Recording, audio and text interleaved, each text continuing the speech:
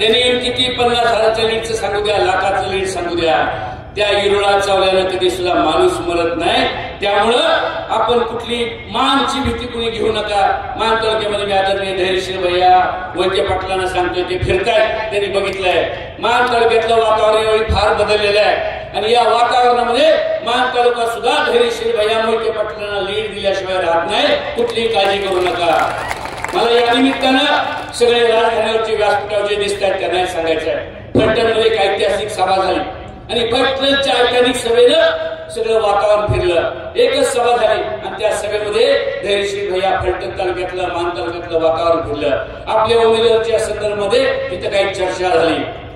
मला या निमित्तानं सांगायचं आहे की फलटणच्या राजघराण्यातली सगळी मंडळी स्टेजवर आहे. राहिलेली जी काही मंडळी स्टेजवर असतील त्यांनाही मला हात जोडून विनंती करायची आहे. आता राजघराण्यानं आता एकदा काय म्हणू द्या, साप कधी अर्धा कच्चा मारायचा नसतो. मारायचा ठरवला तर त्याला पक्का मारायचा असतो. अर्धा कच्चा जर सोडला तर तो तुम्हाला पण आणि तुमच्या पुढच्या पिढीला सुद्धा धोकादायक आहे. यासाठी इथनं पुढे राहिलेले दिवस आपण सगळ्यांनी डोळ्यामध्ये तेल घालून आपण काही जरी झालं तर या गजानन चौकामध्ये आदरणीय त्या दिवशीच्या सभेमध्ये ज्यावेळी फलटणमध्ये एक सभा झाली होती आणि त्यामध्ये आदरणीय रामराजे नाईक निंबाळकर साहेबांनी सांगितलं होतं की काही जरी झालं तर मी याला पाडणार म्हणजे पाडणार. ते जे शिवधनुष्य आपण उचलले ते शिवधनुष्य पेलाची भूमिका काही जरी झालं आणि एकदा तोंडात निघालेलं जे रामवाक्य आहे ते काही जरी झालं ते पूर्ण करायची भूमिका आदरणीय रघुनाथराजे नाईक निंबाळकर साहेब आणि आपल्या सगळ्या फलटणच्या घराण्यांनी घ्यायची आहे. कारण वेळेची फार मर्यादा आहे. बोलायचं भरपूर होतं पण भरपूर वक्ते बोलले आणि आदरणीय आपल्याला पवार साहेबांचं ऐकायचं आहे. त्यामुळे मी जास्त काही बोलण्यापेक्षा मी आपल्याला एवढंच सांगणार आहे बांधव, छोटस एक अर्ध्या मिनिटाची फक्त गोष्ट सांगणार आहे. आम्ही सगळ्यांनी मागच्या वेळी या इलेक्शनमध्ये मी पण भारतीय जनता पार्टीचं काम केलं होतं. आदरणीय मोहिते पटेल कुटुंबाने पण भारतीय जनता पार्टीचं काम केलं होतं. आम्ही 23,000 मताचं लीड दिलं. मोहिते पटेल कुटुंबानं जवळजवळ 1,16,000 मतदानाचं मागच्या इलेक्शनमध्ये लीड दिला. आणि एवढं झाल्यावरती किती नतद्रष्टपणा असावा.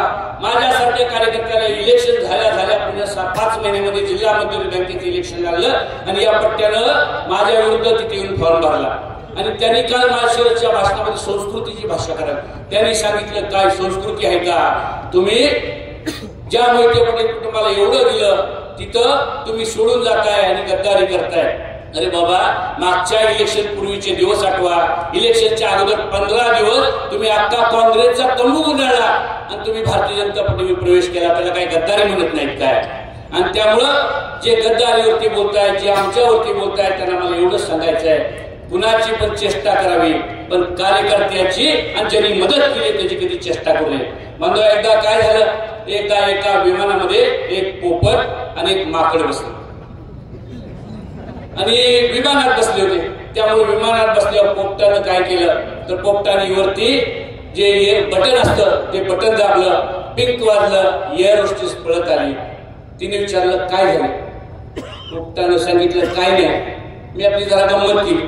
ते माकडाने पण ते बघितलं आणि माकडाने पण वरचं बटन दाबलं. परत एअर होस्टेस पळत आली. म्हणजे काय पाहिजे? ते म्हणला काय नाही, मी पण गंमत केली. ज्यावेळी त्या विमानाचे कॅप्टनला कळतं, आता पवार साहेब कॅप्टनच्या भूमिकेमध्ये, ज्यावेळी कॅप्टनला कळलं की हे दोन्ही चेष्टा करतात, त्या कॅप्टनने सांगितले ह्या दोघाला पण उचला आणि विमानाच्या बाहेर फेका.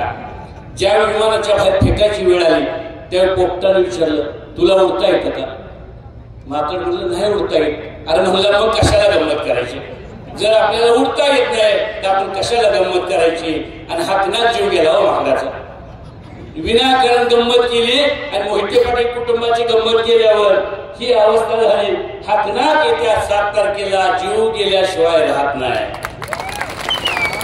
त्यामुळे बांधवांना जास्त काही बोलण्यापेक्षा येणाऱ्या 7 तारखेला ते सावधपणे आपण सगळ्यांनी, कारण शेवटी मान खटाव आणि फलटण या 2च मतदारसंघांनी आदरणीय रामराजे साहेबांच्या सह आम्ही सगळ्यांनी आदरणीय धैर्यशील भाईंना विश्वास दिला होता की भैया साहेब तुम्ही उमेदवार करा, तुम्ही उमेदवारी केली तर आम्ही माग तुमच्या 4 तालुक्यातलं आम्हाला काय माहित नाही 4 मतदारसंघातलं, पण या 2 मतदारसंघातनं आम्ही तुम्हाला नक्की कमी पडून देणार नाही, तुम्हाला कुठं आम्हाला खाली मान घालायला लागेल असं काम होऊन देणार नाही, हे जे सांगितलं होतं ते सार्थ करायचं काम प्रभू श्रीरामाच्या साक्षीनं, फलटणच्या आराध्य दैवताच्या श्रीरामाच्या साक्षीनं तुम्हाला पार पडावं लागणार आहे, आम्हाला पार पडावं लागणार आहे आणि ते आपण सगळ्यांनी करूया एवढं सांगतो आणि थांबतो. जय हिंद, जय महाराष्ट्र.